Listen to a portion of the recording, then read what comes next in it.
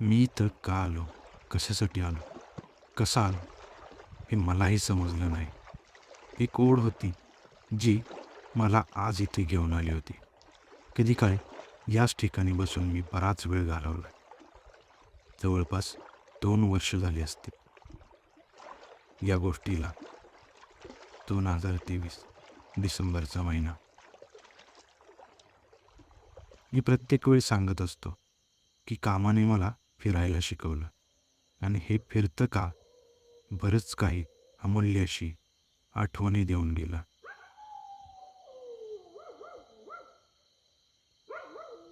वेळ जातो, गोष्टी बदलतात, फक्त खास क्षणांच्या तारखा परत येतात.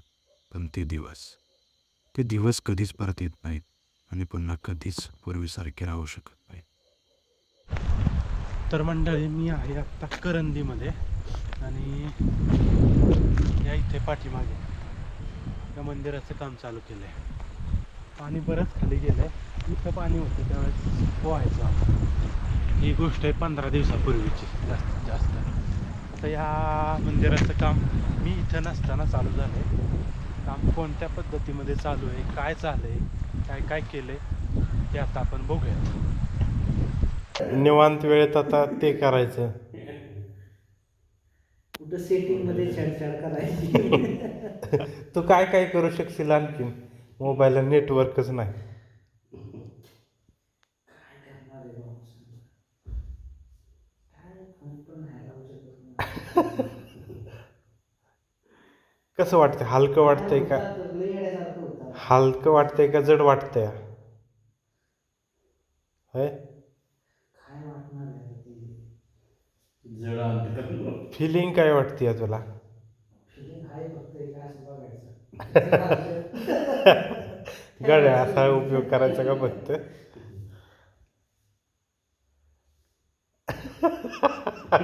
मला नाही असं आहे त्यार. नुसतं मोबाईलकडे बघायचं गळ्यात किती वाजल्यात. तेवढं निर्जीव झाल्यासारखं वाटतं मोबाईल. कर की लाईट बंद. कुठं आहे बटनाचं लाईट? ते काय तिथं मधलं. हे का? काळाच्या ओघात आपल्यापैकी काही जण निघून जात. ती फक्त हृदयात कोरलेली एक सुंदर जखम बनून राहते.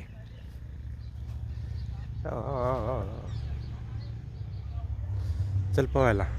माझ्यासोबत कोण नाही आहे. होतस का तू? या लय इकडं माती घे. कसं काय करायचं? आपण बाहेरून सारखेच दिसत असतो, पण आतून बदलत असतो. तो बदल कोणी पाहू शकत नाही, पण आपण अनुभवत असतो. जणू काही एक जुनं घर आतून कोसळतंय आणि बाहेरून त्याला नव्या रंगाचा मुलामा दिला जातोय. प्रत्येक उगवणारा दिवस काहीतरी जुने आपल्यापासून हिरावून घेतो आणि काहीतरी नवीन शिकवून जातो. पण हे नवीन नेहमीच जुन्यासारखं आपलं नसतं. फक्त खास क्षणांच्या तारखा परत येतात, पण ते त्या दिवसामधील तो निखळा आनंद, ती साधी ओढ, ती कधीच परत येत नाही.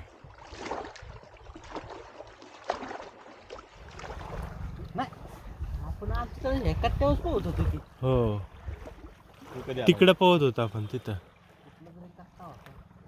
ती काय तिकडच. रोहित, कसं वाटतंय तुला? नाही, दुपारी गार असतं. मंदिरावरच्या कामाचा आज इथला माझा पहिला दिवस. ॲक्च्युली काम 3 दिवस झालं सुरू झालं आहे. फक्त एवढं झालं होतं, वरचा जो भाग आहे प्रेमादेव, आज आम्ही त्याच्यावर कलर चढवायला सुरुवात केली. कॉम्प्रेसर चालू आहे, लाईट प्रॉब्लेम देते, व्होल्टेज कमी येत आहे, अशा सगळ्या अडचणी आहेत. पण पेशन्सने काम हे घ्यायला लागणार आहे आणि करायला लागणार आहे. चला, हरकत नाही.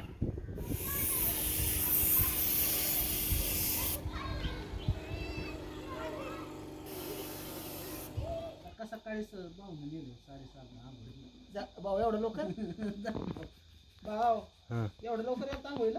नाही, एवढ्या लवकर नव्हतं. 6:30 वाजले होते. अरे 7:30 झालते, 7:30. भाऊ 7ची ती एस टीची गेली होती, पोरं 7ला थांबली होती तिथं.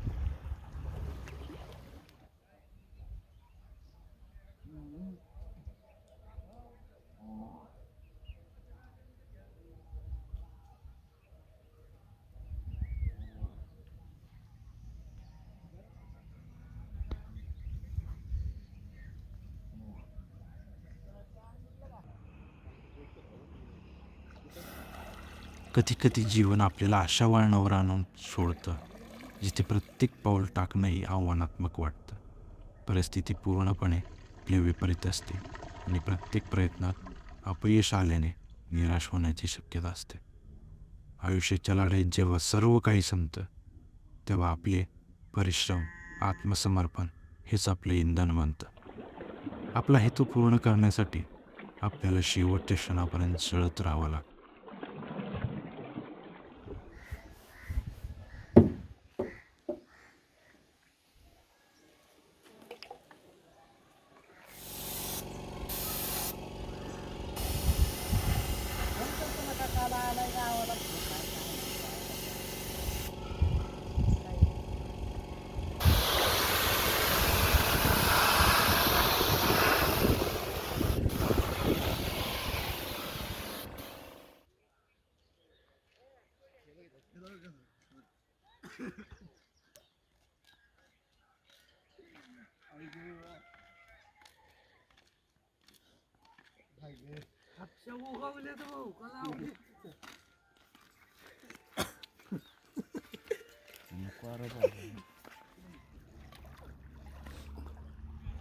ए रोया चल. हो तुझं तिकडे आहे नाही का?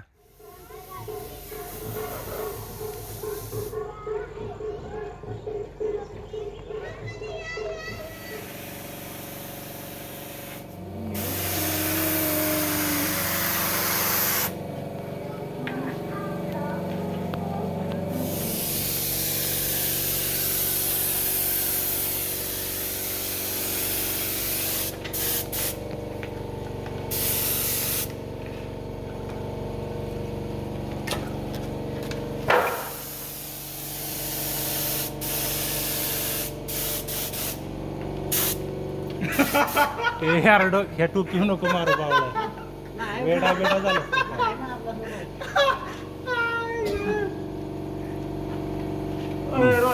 काढ दात. हा काढ.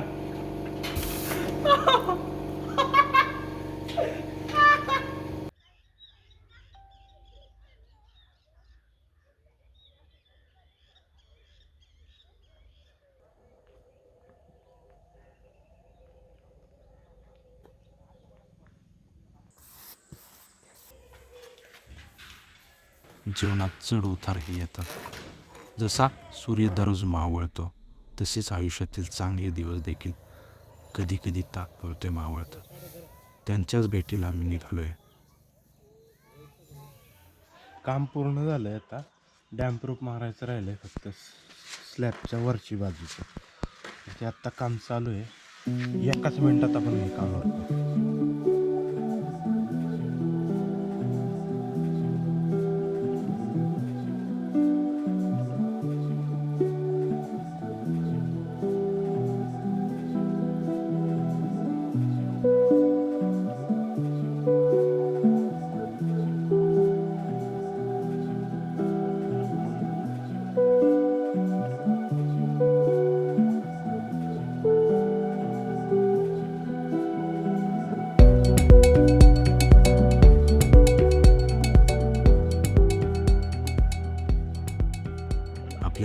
पडायचं फक्त निमित्तच लागतं. गाडी काढली आणि बाहेर पडलो.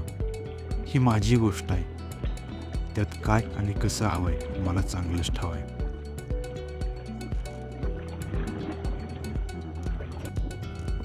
तसा हा रस्ता मला नवीन नाही.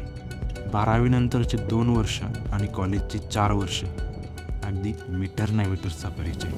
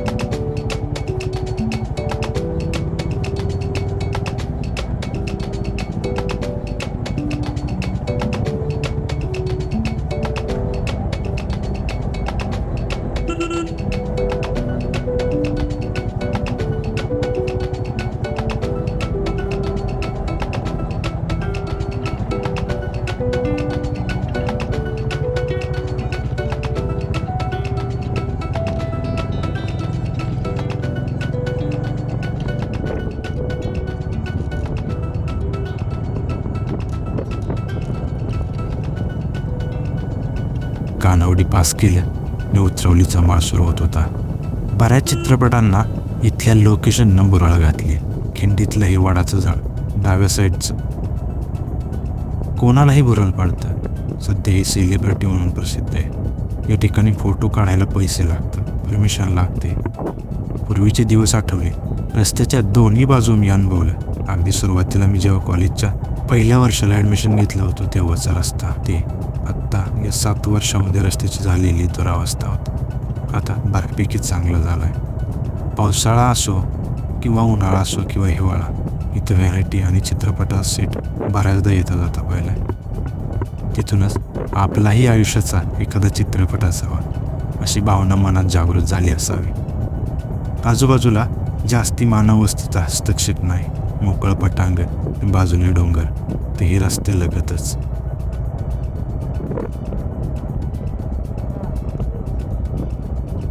हा रस्ता जो आपण आत्ता पाहतोय सिमेंट कॉन्क्रीटचा, एवढा मोठा हा रस्ता काही वर्षापूर्वी अरुंद डांबरी रस्ते होते आणि इतकंच खराब आहे. एवढे सुटसुटीत आणि गुळगुळीत रस्ता दिसण्यापाठीमागे बऱ्याच झाडांचं बलिदान आहे. मला काय म्हणायचंय तुम्हाला नक्की कळलं असेलच. विकास की विनाश हे येणाऱ्या काळात आपल्याला कळेलच. खूपदा या बस स्टँडवरून माझ्या गावाकडे जाणारी बसची वाट पाहण्याची आतुरता ती मी या स्टँडवरूनच अनुभवली होती. बऱ्याच आठवणी इथे साठलेल्या आहेत. त्या आठवणींचा उजाळा घेऊन आयुष्य पुढे जावंच लागतं आणि कितीही पुढे गेलं तरी आठवणींच्या सोबत चालावं लागतं. तिथे आपल्याला ते भेटतातच. ऐतिहासिक असा वारसा लाभलेला भोर शहर तालुक्याचे ठिकाण. डोंगर कपाऱ्यातील बरेच विद्यार्थी इथे गळले आणि बेगळलेही, जास्त करून गडलेच. मला आठवतं जुनाच एक दगडी पूल होता. जुना झाला असला तरी आता नव्या पुलाची बरोबरी करतो. तंत्रज्ञान कितीही प्रगत झालं तरी पूर्वीची सौंदर्यदृष्टी आत्ताच्या बांधकामामध्ये फारशी दिसून येत नाही.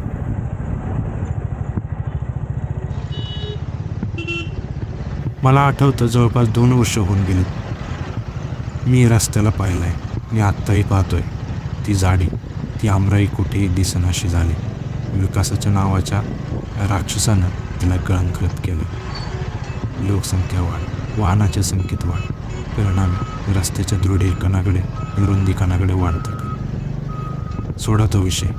किती आणि काय बोलायचे त्याविषयी. बरेच दिवस झालं मी बाहेर पडलो नाही. नको आता ती उठा ठेव. माझ्या विचाराने हे प्रॉब्लेम सुटणार नाहीत. नुसता विचारही करून चालणार नाही. मला आज जायचं होतं वेल्हेच्या जवळ असणारे बट्टी नावाच्या गावामध्ये. वेल्हे म्हणजे तोरणा, राजगड किल्ला, नॉट वाल्हे. मला 2 वाटा होत्या. एक हायवेने सरळ नसरापूर गाठायचं आणि दुसरा जो आत्ता मी निवडला आहे. मी या मार्गे चाललो आहे. थोड्याच वेळात मी त्या ठिकाणी गेल्यानंतर मी तुला सांगतो की या मार्गाने मी का आलो. हाही मार्ग मला नवीन नाही. कामासाठी हा देखील मार्ग बऱ्याचदा तुडवला आहे. रस्त्याच्या कडेने झाडी आणि घराच्या भोवतानी झाडी सगळ्यांनाच आवडते. एका ठिकाणी ऐकलं होतं, सुचायचं बंद झालं की फिरून यावं, डोकं चालायचं बंद झालं की फिरून यावं, डोकं फिरायला लागलं तरी बी फिरून यावं. आपल्या यातलं काही नव्हतं बरं का. मस्त सुस्त हो. मन फार कल्पनेच्या पलीकडे धावतं. कधी वेळ, कधी कर्तव्य, कधी स्वतःच या वाटेच्या आड येतं. तरीही स्वस्त बसणं आपल्या रक्तातच नाही. लय दिवस झालं या वाटेच्या वाटे गेलो नव्हतो.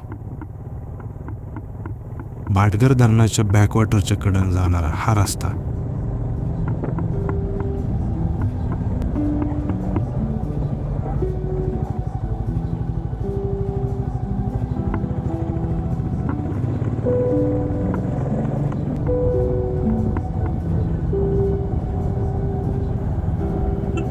वाटेत शाळेतून घरी जाणारी पोरं भेटली.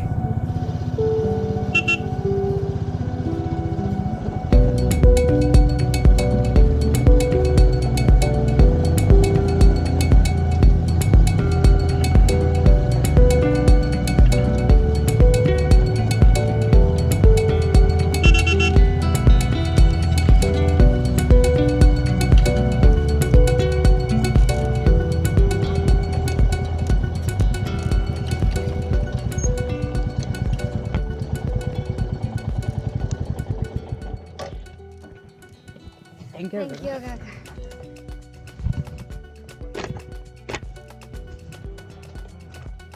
त्यांच्या थँक्यूमुळे माझ्या चेहऱ्यावर हास्य म्हटलं. आणि काय हवं असतं आपल्याला आयुष्यात. मला आजचं सूर्यास्त त्या ठिकाणावरून पाहायचा होता ज्या ठिकाणी मला आयुष्यामध्ये टर्निंग पॉईंट मिळाला.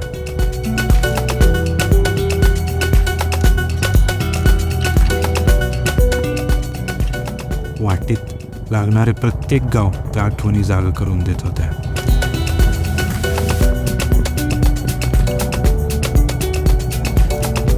जुनी कौलारू घरे, रस्ते, डोंगर, गवत, शेतामध्ये काम करून घरी परतणारी लोक आणि मी माझ्या प्रवासामध्ये.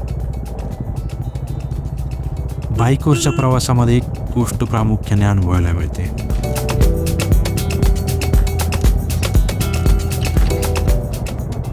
बाईकवर एकटं असताना आपलं बोलणं इतर कोणाशी होत नसलं तरी आपण स्वतःशी बोलत असतो, एवढं मात्र नक्की आहे.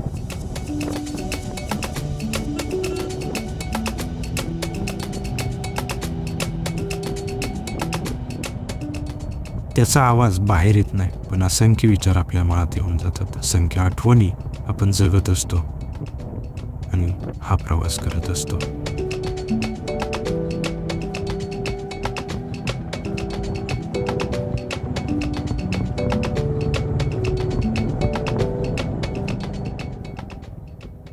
खरंच हा भाग निसर्ग सौंदर्याने भरलेला आहे.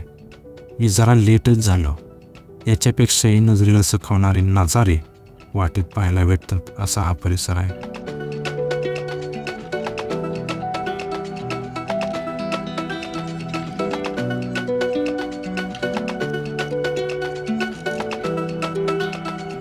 बऱ्यापैकी शेतामध्ये भाताची काढणी होऊन शेत रिकामी झाली होती.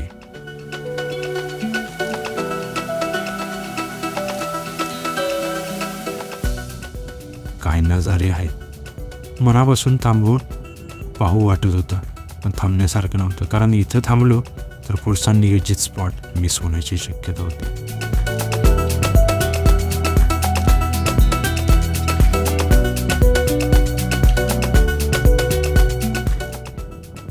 आकाश मंद व्हायला लागला होता. मावळत्या सूर्याची सोनेरी ऊन अंगावर घेत मी माझ्या लक्ष्याच्या दिशेने निघालो.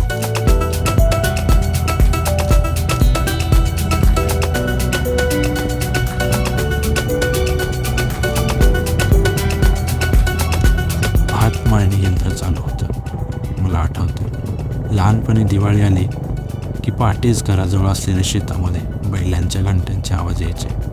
पाहिले तर भात मळण्यासाठी खळ तयार केलं जायचं. त्यासाठी बैल हाकून जागा मजबूत करून घ्यायची. मग ते खळ सारवायचं. इतकं भारी वाटायचं ना. बैलांच्या घंटेचे आवाज ना ती खळ आज पाहायला भेटते. काळासोबत बऱ्याच गोष्टी मागे राहतात, विरून जात.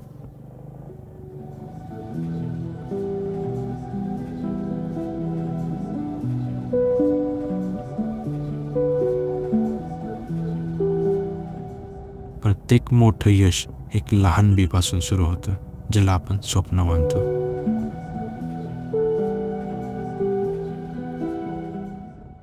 स्वप्न पाहणं पुरेसं नाही, त्याला सतत सिंचन लागतं. आपले परिश्रम, सकारात्मक दृष्टिकोन हे होतं ते पाणी, जे या रोपट्याला लागतं. रोज थोडी मेहनत, सातत्य, त्याग यातूनच ते लहान रोपटं मोठं होतं आणि एक दिवस सफलता नावाच्या विशाल झाडात रूपांतरित होतं. आपल्याला मिळालेले यश हे केवळ आपल्या एकट्याचं नसतं.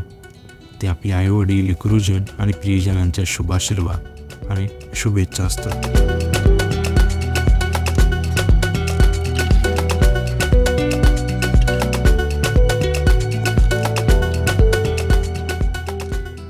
यशाच्या शिखरावर पोचल्यावर आपल्या मदतीला आलेल्या प्रत्येकाचे मनापासून आभार मानणं आवश्यक आहे.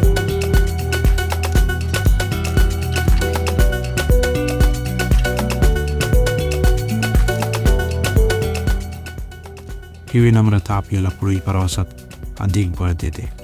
परिश्रमामुळे आज तुमच्या नशिबाचा शिक्का जरी उधळत असला तरी संघर्ष कधी थांबवायचा नाही.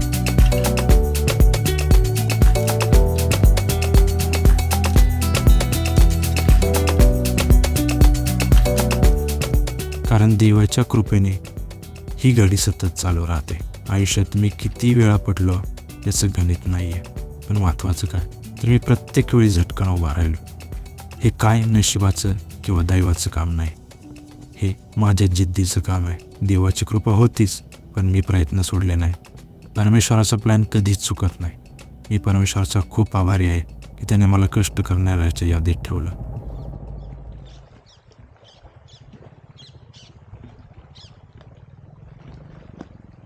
त्यामुळे मला कष्टाची सवय लागली आणि मी त्या गोष्टीवर खुश आहे, कारण त्याचा प्लॅन कधीच फसलेला नाही आहे. आजचा हा प्रवास मी केला असं म्हणता येणार नाही.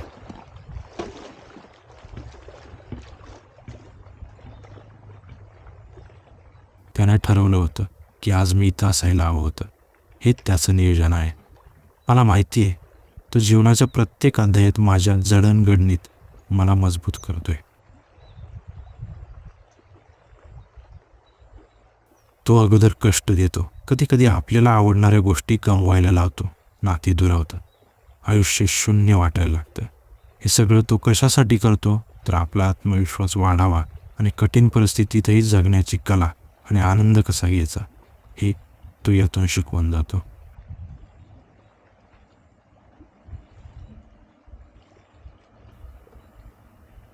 स्वतःचं अपडेटेड व्हर्जन आणि त्याची साथ या प्रवासात कष्ट पडणार आहे हे मला माहिती होतं.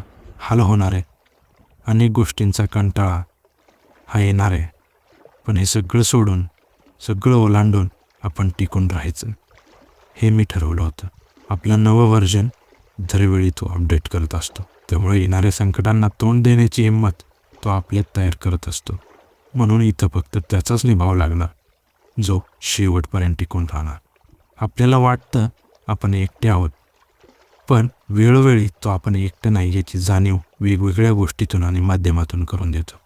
तो असेच आयुष्याचे धडे देत कायम माझ्यासोबत असतो. ही जाणीव खूप महत्त्वाची वाटते मला, आणि हीच जाणीव पुरेशी असते आयुष्यात येणाऱ्या प्रत्येक संकटात आणि वळणावर शांत, स्वीकृत आणि कृतज्ञतेचा भाव जेव्हा लोकांना वाटतं की आता खेळ खाल्लास, तेव्हा मी माझ्या नसामध्ये असलेलं रक्त, ऊर्जा, स्वप्न वापरलं. मी थांबलो नाही.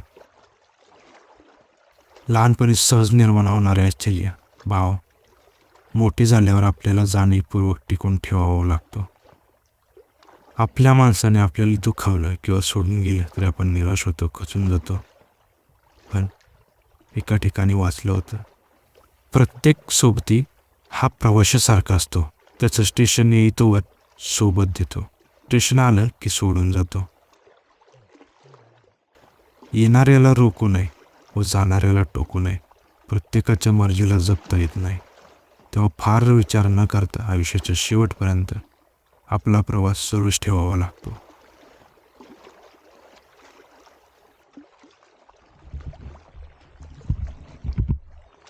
या इथं माझ्या पाठीमागं दिसत असेल तिकडं ते जानुबाईचं मंदिर, आणि इथंच आम्ही यायचो. इथं नेटवर्क यायचं आणि इथून मी फॉर्म भरलेला सरळ सेवेचा या ठिकाणी इथं बसून लॅपटॉपवरून इथंच रेंज यायची.